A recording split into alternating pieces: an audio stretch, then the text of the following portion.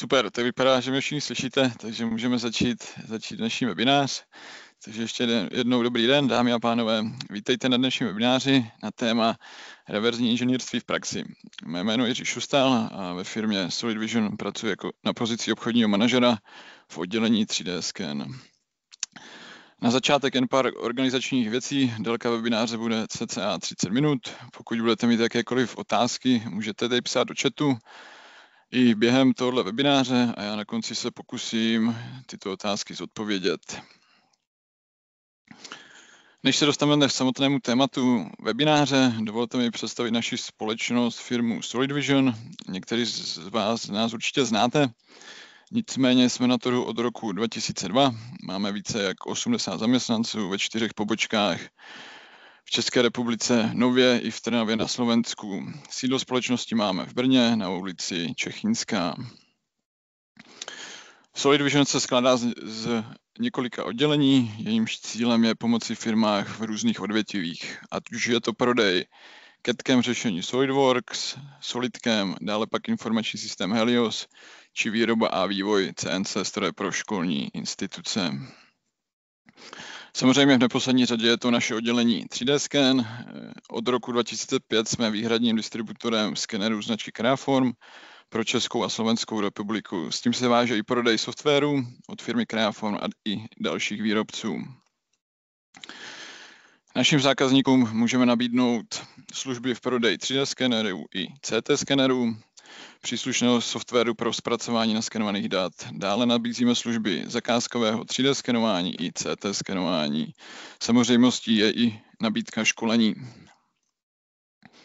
Zde můžete vidět mapu našich zákazníků. Celkově už jsme za ty roky prodali přes 160 skenerů a od roku 2013 jsme pravidelným strategic partnerem Creaformu. A nyní přejdeme na téma dnešního webináře, což je reverzní inženýrství s využitím 3D skenování. Kdy v prvním kroce je zapotřebí díl naskenovat, takže to je první krok. Výstupem je nejčastěji polygonová síť či mračno bodů. V druhém kroce následuje podprocessing, je to buď přemodelace či tvorba NURS povrchů. Finálním krokem je export modelu, například ve formátu STEP, IGs, či přenesení stromu modelace do CAD modeláře. Dole na snímku můžete vidět samotný postup, kdy vlevo máme nasnímaný objekt, je to obrněný vůz, uprostřed je vlastně ten proces podprocesingu, kdy na základě té polygonové sítě my jsme na obrněný vůz kreslili pancířování a ochranné pletivo.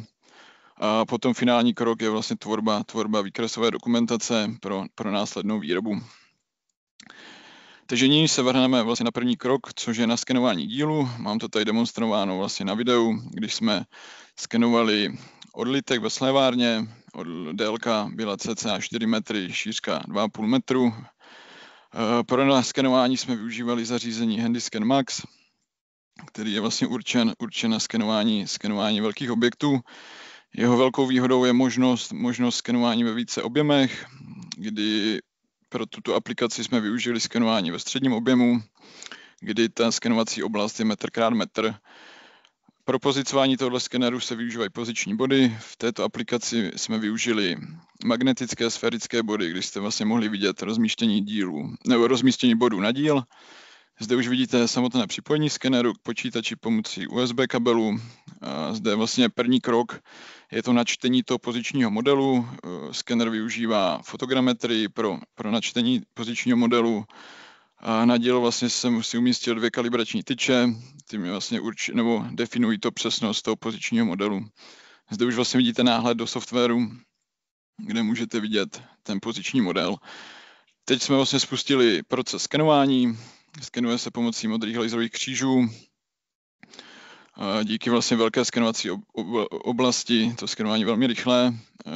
Ta výhoda toho modrého laseru je v tom, že už nemusíme vlastně díly nějak na skenování připravovat. Modrý laser zvládne naskenovat lesklé černé povrchy bez přípravy zmatnění. Teď vlastně jenom mým úkolem ze všech stran ten odlitek naskenovat. Možnost je i připojení si vlastně telefonu promítnutí vzdálené plochy monitoru počítače na telefon, takže obsluha nemusí být vlastně místo notebooku. A když právě skenuje někde, kde nevidí vlastně na notebook, tak si může to zrcadlit, to skenování na mobil. Zde už jsme provedli vlastně otočení odlitku pomocí jeřábů, zase ustavený na základny. A proces zopakujeme i pro druhou stranu tohoto odlitku. Takže opět rozmístění pozičních bodů, načtení pozičního modelu. A nyní vlastně přecházíme na skenování. Ta skenovací vzdálenost od toho dílu je cca metr, jelikož jsme ve středním prostoru, možnost skener vlastně, kdybychom skenovali nějaký menší díl, tak zapnout do menšího prostoru, anebo naopak, kdybychom skenovali něco ještě většího, je možnost se přepnout do toho největšího skenovacího objektu, kdy ta skenovací oblast je 2 metry x 2 metry. Nyní už se dostáváme do softwaru Creaform OS, kdy dochází vlastně ke spojení skenů, kdy jsme vlastně pro sloučení skenů využili Surface Bezfit přes společné povrchy a nyní vlastně už máme sloučený sken. Software vlastně využívá, nastavili jsme si rozlišení sítě 3 mm, software využívá funkci Smart Resolution, kdy software automaticky na základě křivosti rozpozná na rádiusech nebo na hranách či v otvorech, mě to rozlišení vlastně 2x poníží. Takže zde můžete vidět náhled na celý sken. Zde vidíte krátkou sumarizaci skenovaného objektu a použitého zařízení. Odlitek měřil cca 4 metry, na délku měl 2 a šířka cca 75 cm. Skenování i s přípravou a otočením dílu nám zabralo cca 2,5 hodiny. Jak už jsem zmiňoval, skenovalo se pomocí zařízení HandyScan Max, který pracuje s přesností 75 mikronů, plus se počítá 10 mikronů na metr dílu. Takže vlastně ten technik či zákazník si vlastně může vypočítat maximální odchylku, co může vzniknout na jeho skenovaném objektu. Pokud by vás zajímalo více informací nejenom o tomhle zařízení, navštivte náš webový kanál, najdete tam webináře či krátké videa. Náš profil je vlastně 3D skenování, můžete to vidět zde na snímku. A nyní se dostáváme k softwarové části. Pro modelaci jsme využili novinku, což je software Scan2CAD Pro od firmy Creaform. Je to doplněk softwaru Creaform OS. Software umožňuje práci s polygonovou sítí a její úpravu jako záplatování, decimace, úprava hranic a spoustu dalších funkcí na úpravu sítě. Poté umožňuje prokládání geometrických entit a tvorbu řezů na polygonové síti. A ve verzi Pro, kterou my jsme využili, je to možnost skicování a modelace pomocí vlastně vysunutí, rotace či rozdělení plochou. Cena tohle softwaru začíná na 150 000 korun a u verze Pro je to 190 000. Nyní se přepeneme do softwaru a ukážeme si celý postup práce. Takže v prvním kroce, co je zapotřebí, je vlastně zarovnání skenovaného objektu do souřadného systému, kdy pro vyrovnání jsme využili vlastně tří rovin, takže v prvním kroce jednoduše vlastně kliknu na požadovanou plochu, nebo vyberu si prvek rovina, kliknu na požadovanou plochu na skenu. A zde vidíte vlastně výběr trojúhelníků i s barevnou škálou odchylek. Zde vidíte, mám zaplou filtraci dat, takže teď jsem mu vypl. Vidíte náhled na rovinu, takže jsem si vytvořil takhle tu dosedací plochu. A nyní budu vytvářet ty boční plochy. Takže úplně stejným způsobem vlastně kliknu na požadovanou plochu na skenu, proloží se mi rovina, to stejný zopakuju na druhé straně. A nyní si vlastně vytvořím průměrovou rovinu z těch dvou, jelikož díl je symetrický, tak abych vlastně mohl vycházet při té modelaci z té roviny symetrie. Takže takhle jednoduše si vytvořím rovinu symetrie. A nyní si vlastně vytvořím tu čelní rovinu jako třetí prvek pro tu definici souřadného systému.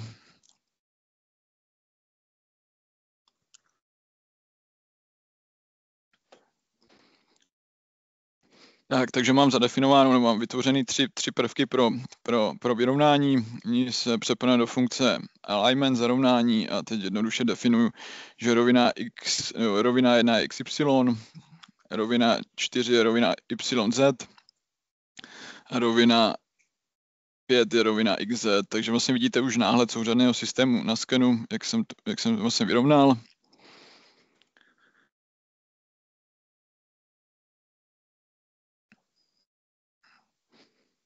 Takže nyní si můžu vlastně zmiňované prvky vybrat a uložit si do složky vyrovnání.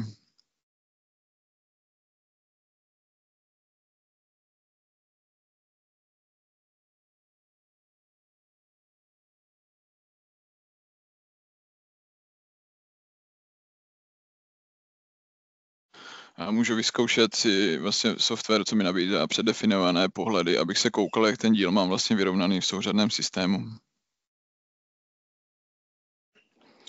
Takže první krok máme za sebou, což bylo vyrovnání do souřadného systému. A nyní vlastně se dostaneme k kroku skicování a tvorba samotného modelu.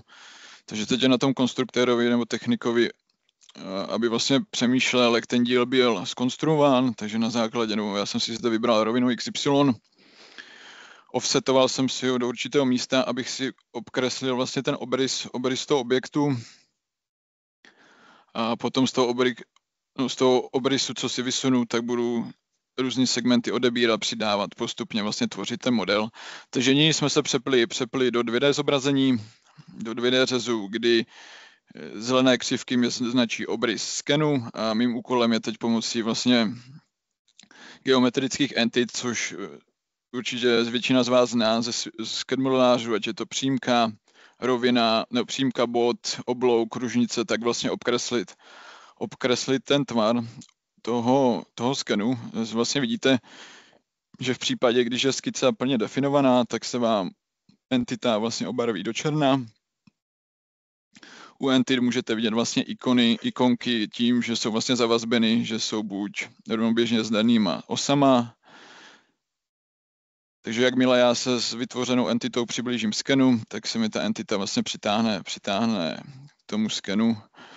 Můžu vlastně využít funkci obdélníku, zase opět si to přitáhnu ke skenu a teď v tom posledním kroce si ty vytvořené entity ořežu vůči sobě. Zde vidíte definice vazeb v tom skicování, kdy já k každé přímce přidávám vazbu, jestli je horizontální nebo vertikální. A teď přijde krok ořezání vlastně do rohu, kdy si tam nechám jenom ten můj požadovaný vlastně obrys a zbytek přímek si vlastně můžu odmazat.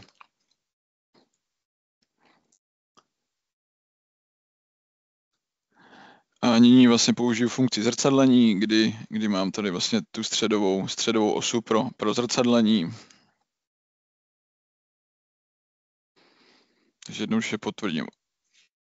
A nyní přejdu na to, abych byla skica plně definovaná, tak přejdu ke kódování. Takže od čelní vlastně základny budu vytvářet kód. Vlastně vidíte, že na tom skenu jsou tam různá čísla, takže nejčastěji ten konstruktor to zaokrouhluje tak, aby ty čísla vlastně byly zaokrouhlené, aby tam nebyly hodnoty třeba 75 stovek a tak dále.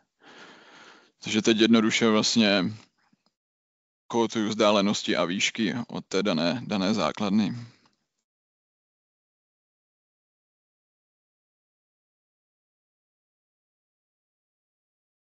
Vlastně vidíte v momentě, kdy ta entita je zakódovaná v obou směrech, tak černá. A to by měl být vždycky vlastně úkol toho konstruktora, tak aby ta každá skica byla plně definovaná. Takže máme vlastně skicu potvrdíme a přejdeme vlastně na funkci vysunutí, kdy já si vyberu ten můj obrys a vlastně vidíte, jak už nám vzniká objemové tělo. A teď jenom vlastně já si to nazumuju a kouknu se, do jaké výšky já provedu to vysunutí. Takže zde vlastně přepíšu na hodnotu 720 mm. Tak. Takže mám vlastně ten prvotní objem, kdy já cokoliv vlastně v tom softwaru Scan2CAD Pro vytvořím, tak si můžu promítnout barevnou škálu odchylek vůči skenu, takže ten konstruktér v každém momentě ví, jak přesně se vlastně kopíruje ten sken. Takže zde já mám nastavenou barevnou škálu, jelikož je to odlitek 1,5 mm a můžete vidět barevné znázornění odchylek, kdy modrá barva mě značí, že tam je úbytek materiálu a zase oranžová či červená nadbytek materiálu. Takže tímto procesem vlastně bychom postupovali dál v té modelaci. Já tenhle krok tady mám zrychlený, takže je to proces vlastně vybírání rovin a skicování tak, aby jsme vlastně z toho mýho objemu odebrali všechny žebra, vybrání, co na odlitku jsou, tak aby jsme vytvořili ten výsledný model. Takže vidíte zrychlenou práci v tom skicování, kdy opět tvořím přímky, ořezávám oblouky, potom vlastně funkcí odebra, vysunutí odebru z toho modelu, zkontroluji si to pomocí vlastně znázornění odchylek vůči skenu a pokračuji dál. Takže vytvářím další skicu a tvořím další část na tom odlitku. Takže opět vytvoření nějakého obrysu, zakótování, odebrání a další postup.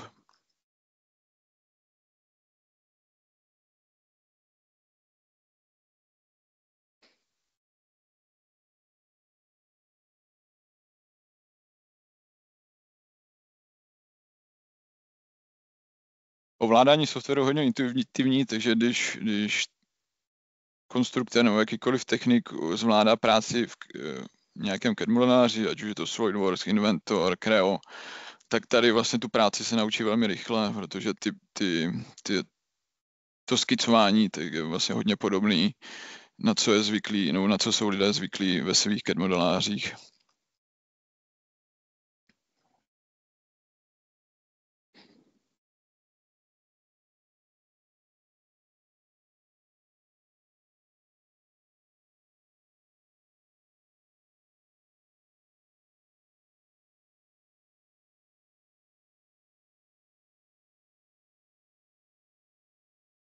Tak zase porovnání vůči skenu znázornění na barevné mapě.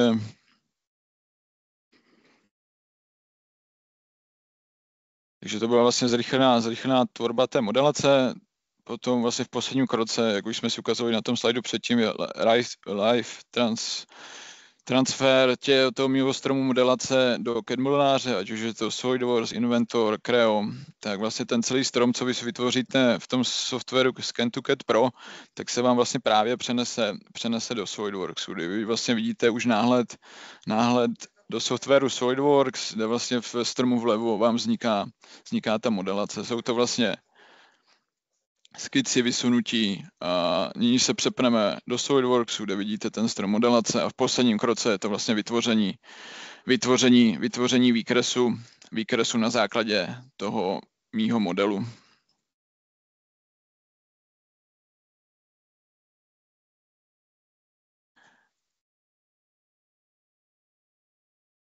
Takže to byl postup při tvorbě parametrického modelu.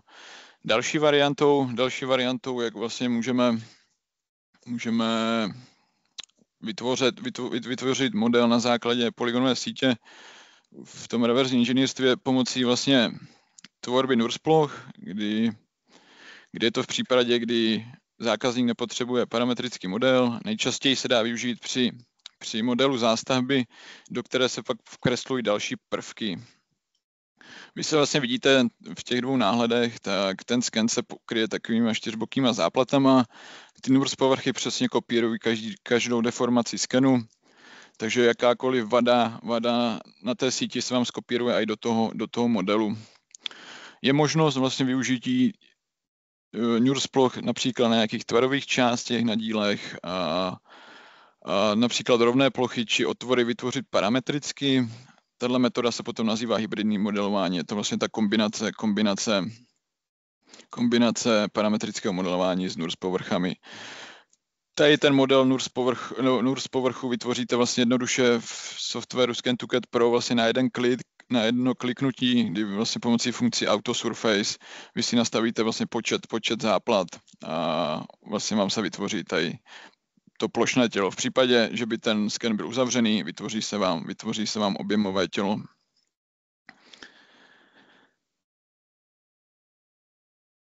To bylo z našeho webináře vše. Doufám, že se vám webinář líbil. Chtěl bych vám poděkovat za vaši pozornost. Všechny informace ohledně softwaru, co jste dnes viděli, i skeneru, naleznete na našich internetových stránkách www.3dskenování.cz.